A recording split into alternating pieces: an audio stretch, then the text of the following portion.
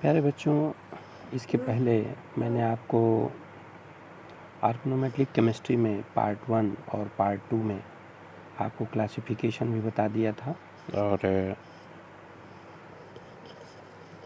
Organolithium compound का structure, डेस salt, ये सब कुछ मैंने आपको उसके पहले डिटेल बता चुका हूँ। अब ऑर्गेनोमेट्रिक कंपाउंड के पार्ट 3 में हम आगे के स्ट्रक्चर को पढ़ेंगे, आगे के स्ट्रक्चर को देखेंगे अपने सिलेबस में। तो आज मैं जो टॉपिक आपके सामने डिस्कस करने जा रहा हूँ वो है फेरुसिन। Next structure फेरुसिन। फेरुसिन एक यूनिक टाइप का मॉलिक्यूल है। वास्तव में इसको जब इसकी सिंथेसिस जब की गई थी तो हम फुलवेरीन की सिंथेसिस कर रहे थे, उसके दौरान ये बाइलक बन गया। तो हमें जब इसकी स्ट्रक्चर की स्टडी की साइंटिस्ट ने, तो उन्होंने कहा ये तो यूनिक टाइप का स्ट्रक्चर है। तो सबसे पहले हम समझ लेते हैं कि ये फेरुसिन है क्या। तो फेरुसिन एक ऑर्गेनोमेट्रिक कंपाउंड है जिसका फार्मूला आप यहाँ पे देख रहे हैं। ये किस तरह से Fe(C5H5)2, ये साइक्लोपेंटाडाइनिल एनायन है। तो और ये आयरन इसमें सेकंड पॉजिटिव चार्ज के रूप में रहता है। वास्तव में the molecule consist of 2 cyclopentadienyl ring bounded with the opposite side to the central atom iron, जिसमें सेंटर में आयरन होता है। It is an orange solid, ये ऑरेंज कलर का सॉलिड है। कंपोर लाइक इसकी ऑर्डर आता है और ये काफ़ी स्टेबल कंपाउंड होता है। इसकी स्टेबिलिटी को इसी से हम समझ सकते हैं कि it is unaffected by air, water, strong base and it can be heated up to 400 degree centigrade without decomposition.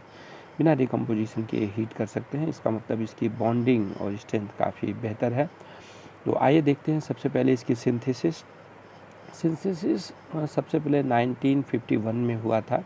और जैसा कि हमने आपसे बताया कि ये फुलवेरीन की सिंथेसिस करने के लिए हम लोगों ने ग्रिग्नार रीजेंट के रूप में ये साइक्लोपेंटाडाइनिल और मैग्नीशियम और ब्रोमाइड का जो ये ग्रिग्नार रीजेंट इस्तेमाल किया गया था, उसके साथ रिएक्शन कराना था FeCl3 का।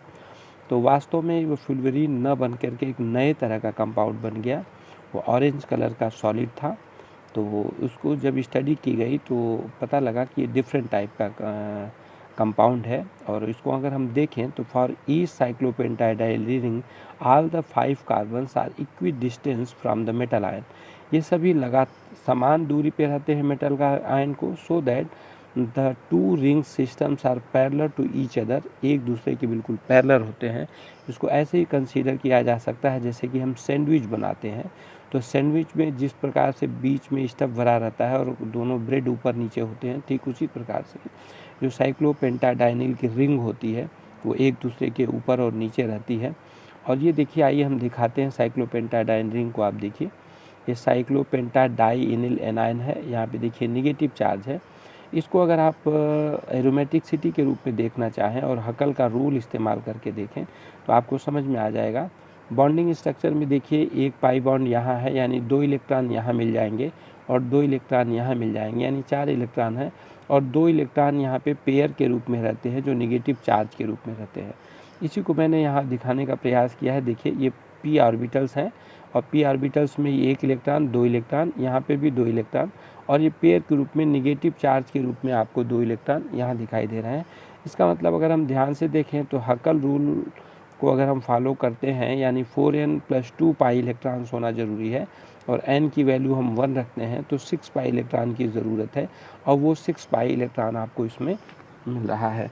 और ये फुल्ली कॉन्जुगेटेड, क्योंकि डबल बॉन्ड और सिंगल बॉन्ड इस तरीके का इसका स्ट्रक्चर है और आपस में ये शिफ्ट होते हैं, और इसीलिए इसके जो सभी बॉन्ड हैं बेसिकली क्या है, वो एक बराबर होते हैं। यानी कि अगर ये स्टेबल होता, इस पर कॉन्जुगेशन नहीं होता, तो वास्तव में कार्बन 1 और कार्बन 5 के बीच की बॉन्ड लेंथ ज़्यादा होनी चाहिए क्योंकि सिंगल बॉन्ड है।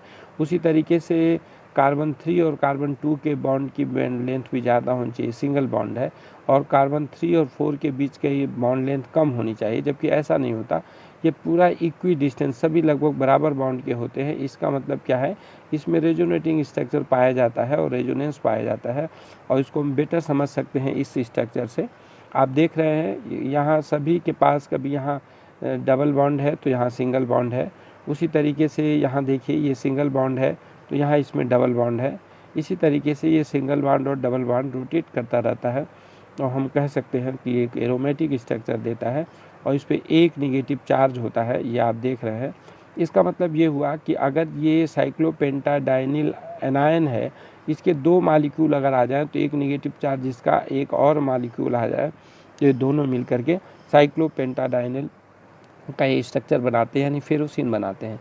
इसमें आप देख ले रहे हैं ये आपका ग्रिग्नार रीजेंट है और ग्रिग्नार FeCl3 के साथ रिएक्शन करके आपको ये स्ट्रक्चर बना रहा है, फेरोसिन बन रहा है। यहाँ पर आप देख सकते हैं फेरोसिन, ये दोनों ही कन्फिग्रेशन आपको दिखाई दे रहे हैं, इक्लिप्स और स्टेजर्ड कन्फिग्रेशन। ये आप देख रहे हैं दोनों बिल्कुल एक दूसरे के पैरेलल हैं और ये अपोजिट कन्फिग्रेशन में आपको यहाँ दिखाई दे रहा है। आप देखिए इस बॉन्ड को देखिए और इसको देखिए, अपोजिट कन्फिग्रेशन में आपको दिखाई दे रहा है। अगर हम इसके मॉलिक्यूलर ऑर्बिटल की चिंता करें, उसको ध्यान से देखें कि वास्तव में ये जो बॉन्ड्स बन रहे हैं इनके बीच में जो इक्वी डिस्टेंस की बात हम कर रहे हैं वो कैसे बनता है, तो आपको मैं इसमें से ध्यान से दिखाना चाहूँगा। ये ध्यान करिए, यहाँ आपको दिखाई दे रहा होगा ये लोब्स दिखाई दे रहे हैं, ये साइन को शो कर रहा है। तो जैसे ये देखिए ये दोनों नेगेटिव साइन है और ये दोनों पॉजिटिव साइन है, तो इस रूप में अगर इसको हम कंसीडर करें तो हमें समझ में आ जाएगा कि ये जो ऑर्बिटल है, ये बेसिकली ये जो ऑर्बिटल आपको दिखाया जा रहा है, ये क्या है, ये पाई बॉन्डिंग मॉलिक्यूलर ऑर्बिटल के लिए शो कर रहा है। पाई बॉन्डिंग मॉलिक्यूलर ऑर्बिटल में क्या होगा, देखिए ये निगेटिव निगेटिव सिंग एक साथ और ये पॉजिटिव पॉजिटिव एक साथ, उसी तरह ये निगेटिव निगेटिव एक साथ और ये पॉजिटिव पॉजिटिव नीचे की तरफ एक साथ। इसका मतलब है पाई बॉन्डिंग की फेज़ है, ठीक है। और उसी तरीके से यहाँ भी देखिए ये दोनों सेम साइन एक साथ है, इसका मतलब क्या है, ये दोनों पॉजिटिव साइन या एक सेम साइन एक साथ है, इसका मतलब क्या है, ये बॉन्डिंग की फेज़ है। अगर एक प्लस रहता है एक माइनस रहता तो क्या होता, वैसी स्थिति में क्या होता, बॉन्डिंग नहीं, जबकि क्या बन जाता, एंटी बॉन्डिंग बन जाता। तो ये बॉन्डिंग फेज़ में, यानी कि पाई बॉन्डिंग मॉलिक्यूलर जो ऑर्बिटल में इलेक्ट्रॉन होते हैं वो मेटल की तरफ शिफ्ट करते हैं, यानी डोनेट करते हैं उसमें इलेक्ट्रॉन, जैसे एथिलीन कॉम्प्लेक्सेस होता है उसी तरीके से आप देख सकते हैं।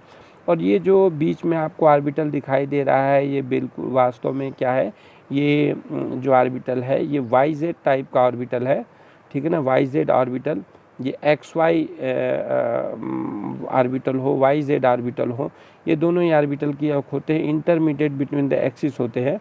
इसमें आप देखिए ये XY ऑर्बिटल को अगर हम दिखाने का प्रयास करें, XY मेटल के ऑर्बिटल को, तो भी यानी कि X और Y एक्सिस के बीच में ये कहीं ना कहीं एग्जिस्ट करता है। तो देखिए इसका ये जो लोब है आपको दिखाई दे रहा है पॉजिटिव लोब, ये पॉजिटिव लोब के साथ इंटरेक्ट कर रहा है। यहाँ देखिए अपोजिट साइड में फिर इसका दूसरा पॉजिटिव लोब पॉजिटिव लोब के साथ इंटरेक्ट कर रहा है और उसी तरीके से ये क्या है, निगेटिव निगेटिव के साथ कर रहा है और निगेटिव निगेटिव के साथ कर रहा है। ये इसका बॉन्डिंग मॉलिक्यूलर ऑर्बिटल है। तो इस प्रकार से ये बॉन्डिंग और एंटी बॉन्डिंग मॉलिक्यूलर ऑर्बिटल बना करके इसका स्ट्रक्चर इस्टेब्लिश करता है पैरेलल के रूप में। और अब नेक्स्ट टॉपिक आपके सिलेबस का जो है वह है effective atomic number. Effective atomic number क्या है, अगर ध्यान से देखें आपके सिलेबस में कार्बोनिल के केस में ही है, जबकि वास्तव में सभी जो कॉम्प्लेक्सेस होते हैं वो इनऑर्गेनिक के जो कॉम्प्लेक्सेस होते हैं वो लगभग से ज़्यादातर कॉम्प्लेक्सेस इस रूल को फॉलो करते हैं। तो इफ़ेक्टिव एटॉमिक नंबर क्या है, the total number of electrons present on the metal ion.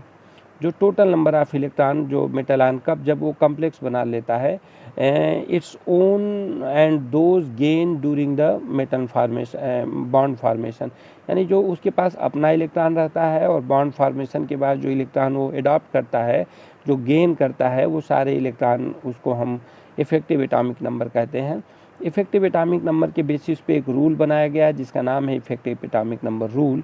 और रूल को देखें तो क्या कहता है, the metal continue to accept the pair of electrons from the ligands till their atomic number becomes equal to the atomic number of the inert gas at the end of the period। अपने जिस period का वो metal है उसके last में, जो periodic table में last में मेटल होते हैं, यानी इनर्ट गैस जो होती है, उस इनर्ट गैस कन्फिग्रेशन को प्राप्त करना चाहता है, इसलिए वो कंटिन्यू करता है, मतलब तब तक लीगेंड्स को लेता रहता है जब तक कि उसका जो इफ़ेक्टिव एटॉमिक नंबर है वो इनर्ट गैस जैसा लास्ट में जो पीरियड के लास्ट में जो गैसेस होती हैं इनर्ट गैस होती है, इनर्ट गैस जितना एटॉमिक नंबर उसका नहीं आ जाता, तो उसीलिए वो इलेक्ट्रॉन उतना वो गेन करता रहता है, यानी उसके इलेक्ट्रॉन उतने हो जाएंगे जितने कि एक इनर्ट गैस में होते हैं, इसीलिए उसका नाम इफेक्टिव एटॉमिक नंबर रखा गया है। तो आप देखिए इफेक्टिव एटॉमिक नंबर हमको कैसे कंसीडर कर सकते हैं। The atomic number of the metal ion, वो जितने मेटल आयन होंगे जो उसका एटॉमिक नंबर होगा, इसका मतलब उसमें जो भी इलेक्ट्रॉन होंगे उसको हम काउंट करेंगे।